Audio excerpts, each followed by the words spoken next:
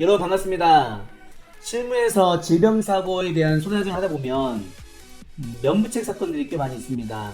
심근경색 진단비를 지급해야 되는지 말아야 되는지, 또 암 진단비를 보험회사는 못 주겠다, 피해자는 지급해달라, 이런 분쟁들이 많이 있습니다. 뇌수막종도 그중에 하나인데요. 뇌수막종은 임상학적으로는 암이 맞지만 조직학적 검사로는 암에 해당되지 않는 경우가 많이 있습니다. 그래서 이 뇌수막종이 임상학적으로는 암 진단비에 해당되는데, 당연히 피해자는 암이니까 암보험 달라고 하는 거고, 보험회사 입장에서는 보험 약관상 조직검사 결과를 근거로 암이 진단이 돼야 되는데 조직학적 검사로는 암이 아니기 때문에 지급하지 못하겠다, 뭐 이런 대립이 있습니다. 이것에 대해서 우리 법은 어떻게 보고 있고, 또 제가 처리했던 사건은 어떤 내용으로 처리가 됐는지 사례를 중심으로 한번 또 살펴보겠습니다. 오늘 주제입니다. 뇌수막종 임상학적 암 진단 시 보험금 면부책, 암 진단금에 대한 면부책 내용입니다. 2017년도 2월에 발생한 사고고요. 서울 아산병원에서 치료했던 사고입니다. 피해자는 피보험자는 아산병원에서 종양 절제를 위해 개두술 시행 받았고, 또 상세불명의 신생물 암 진단을 받은 질병사고다. 네.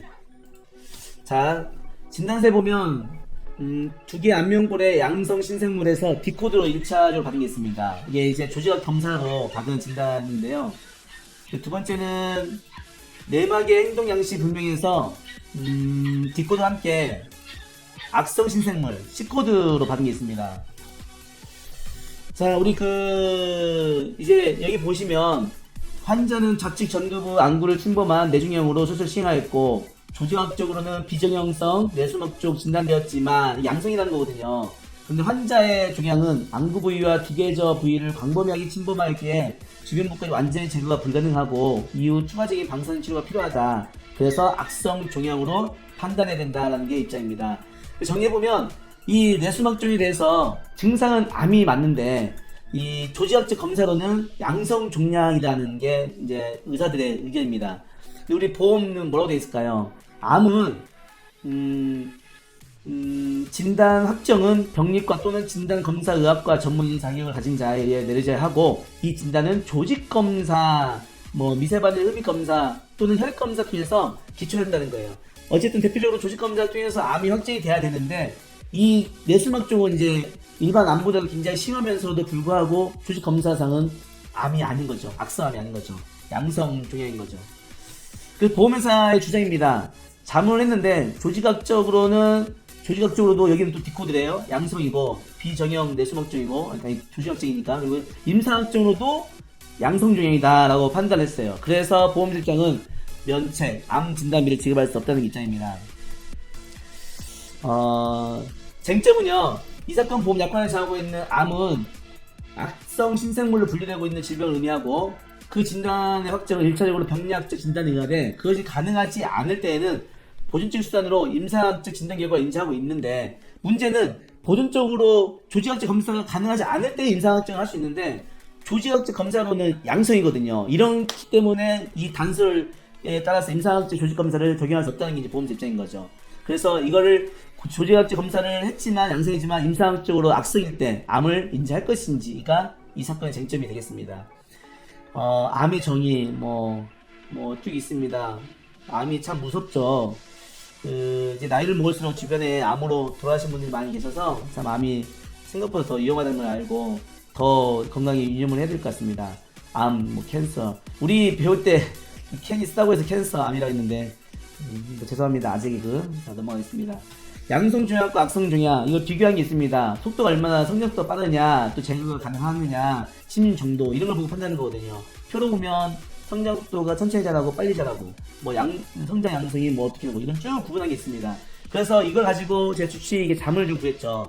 진료 소견을 받아보니까 주치의 소견은 빨리 자라는 암이다. 없어지는 경우가 매우 드물다. 주위 조직까지 침륜하면서 성장한다. 정상 또는 비정상의 분열상이 많다. 인체가 된다. 수술 후 재발 가능성이 있다. 악성 종양이 맞다라고 체크해줬어요. 그리고 기타 소견에 조직학적으로는 비정형성 뇌수막종이지만 범위가 광범위하고 재발 가능성이 매우 높아서 임상학적인 악성 암에 해당한다는 게 주치 의견입니다. 하지만 이제 보험회사 입장에서는 이것만 가지고는 움직이지 않으려고 했겠죠. 혈액 뇌종양 주치의 전문의의 소견입니다. 혈액 뇌종양의 전문의의 의료감정 소견을 받아보니까요, 쭉 설명하면서 결론적으로 임상학적 악성으로 판단된다. 임상학적 악성의 뜻은 뇌라는 특수한 공간에서 뇌막을 타고 진행 시에는 조직학적 악성이라 하더라도 신경학적 손상이 예상되는 뇌수술하는 큰 수술이 요구되고 기능적인 보호를 위해 완전 절제가 어려운 점, 따라서 재발 가능성이 높다는 점, 이런 것들을 들어서 임상학적으로는 악성이 맞다라고 해서 소개를 했습니다. 조직학적인 악성은 검사사 아니기 때문에 그게 맞다고 할 수는 없겠죠. 여하튼 이런 것들 근거로 암보험의 보장성 취지를 생각한다면 임상학적 근치적 절제가 어렵고 재발한 경우처럼 악성의 경과를 보이는 경우라면 보장하는 것이 필요하다고 생각합니다. 의학적으로는 D32.9은 양성이지만 임상학적으로는 C코드가 왔습니다. 굉장히 친절하게 써주셨네요. 안타까웠다고 봅니다. 워낙 환자 상태가 좋지 않고 예후가 나빠서. 대법원 입장입니다. 법원의 판결에 있어서 이 뇌수막종을 어떻게 보고 있는지를 살펴볼 필요가 있는데요. 2002년도에 대법원 입장에서는 이렇게 판단했습니다. 피부의 뇌하수체 종양은 뇌 내부라는 생명과 직결된 위험한 부위에 발생한 것으로 조직의 증식이 있고 주위 조직이 침범하고 쭉 해서 C코드로 해당하고, 따라서 이 사건 보험사가 발생한 것으로 보아야 할 것이다 라고 해서 암으로 인정을 했어요. 임상학적 암에 대해서 인정했고요. 여기 보면 비록 조직학적으로 악성에 해당되지 아니하더라도 임상학적 조직으로만 볼 때 악성이라면 이는 이 사건 보험에서 암에 해당된다고 본 겁니다. 서울고등법원의 그 이후에 2003년도 판결도 동일하게 판결을 했습니다. 뇌수막에 악성 신생물이 해당된다고 할 것이다 해서 조직학적으로는 그 양성이지만 그 임상학적으로 암이기 때문에 이건 약관에 정한 암보험을 지급해야 된다라고 판단했습니다.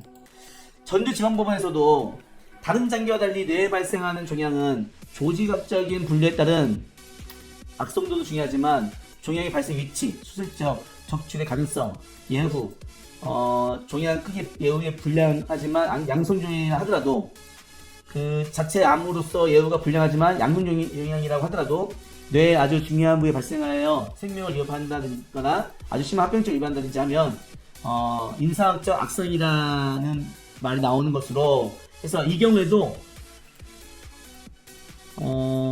C코드로 판단해서 악성 신생물에 해당한다고 판단했습니다.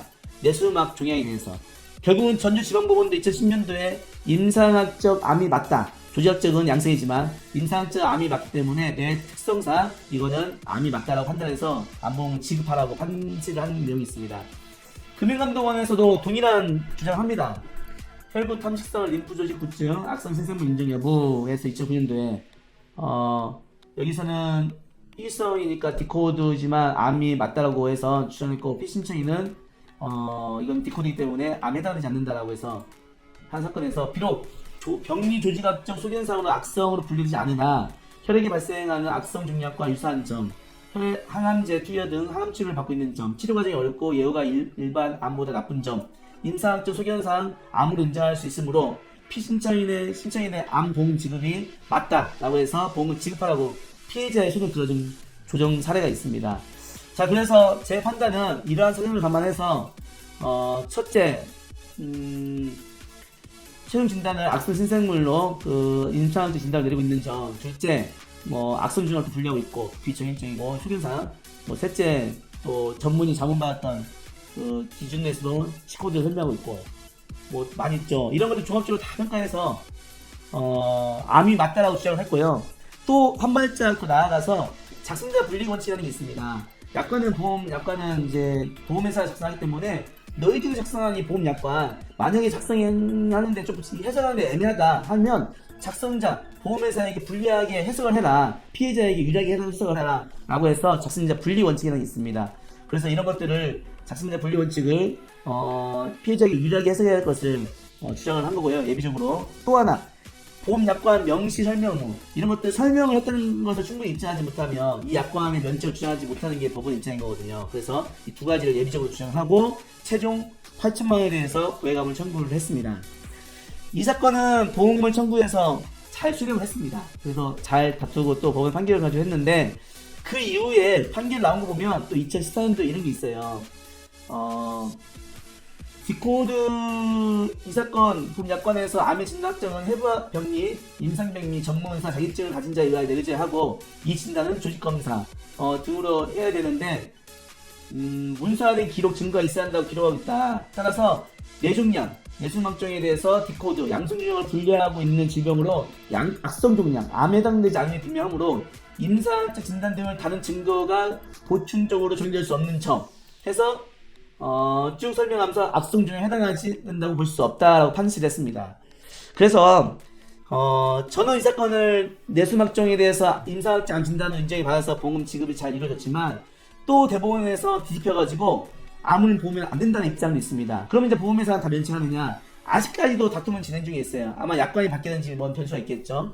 그렇다고 해서 또 이런 대법원 판결이 있다고 해서 아직 하급수 판례가 또 계속 바뀌고 있으니까 추후에 대법원 판결이 또 바뀔 가능성도 있는 것이고, 그래서 아직까지 진행 중에 있고, 오늘의 그 사례를 정리해보면 뇌수막종이 조직학적으로는 양성이고 임상학적으로는 악성이지만 보험회사에 정한 약관에는 조직학적 근거가 하기 때문에 암에 해당되지 않지만, 그렇지만 예후나 증상이나 이런 걸 보고 임상학적으로 암일 때에는 보험금을 청구할 가능성이 충분히 있다. 대법원 판결이 뒤집히긴 했지만 아직까지는 진행 중이다 라고 정리를 해볼 수 있을 것 같습니다.